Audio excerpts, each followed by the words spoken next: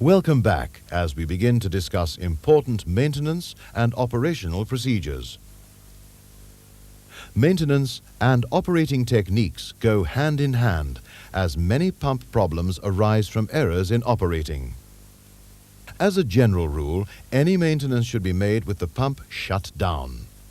The correct way to shut down a pump is first to close the delivery side valve and then switch off at the control board. Lock out the main switch to prevent someone starting the unit whilst you are busy working on it.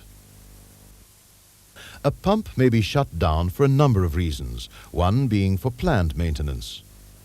During the shutdown, the following operations may be carried out. Firstly, a check is made using correct fitting spanners to the various fasteners, such as the base bolts, the pipe flanges, and if necessary, the drive couplings. Soft packings may also be replaced at shutdown periods.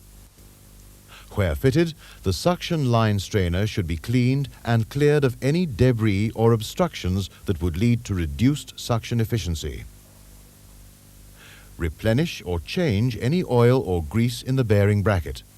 Ensure that the specified type of oil is used and that the levels are correct. When maintenance work has been completed, the pump can be put back online. Keep the delivery valve closed. Switch on the pump and then slowly open the delivery valve. Note the ammeter, which should settle to a steady needle reading when the delivery valve is fully open. Never run a pump with a suction side valve in a closed position. Such action could prove disastrous to the pump set.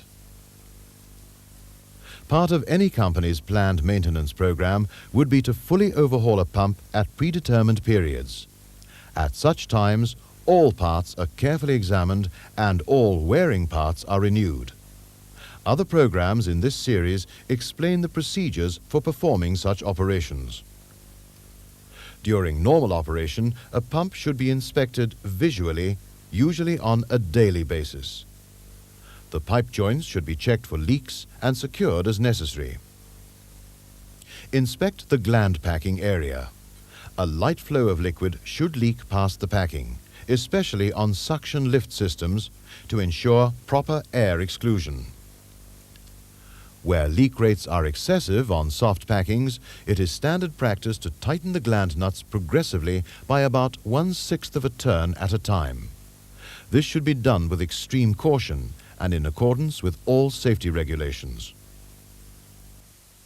Where safe to do so, feel the pump to establish whether any vibration exists.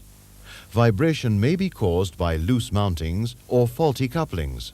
In any event, the pump should be shut down for an in-depth inspection. It should be mentioned that most centrifugal pumps are designed to pump clean, abrasive-free liquid, and in fact they were originally designed to pump clean water. A centrifugal pump is therefore best suited for such operations as boiler feed water, municipal water supply, and for irrigation. Much damage will occur when operating under adverse conditions, such as mud or slurry. Pumps will lose their efficiency as abrasives will rapidly increase critical tolerances.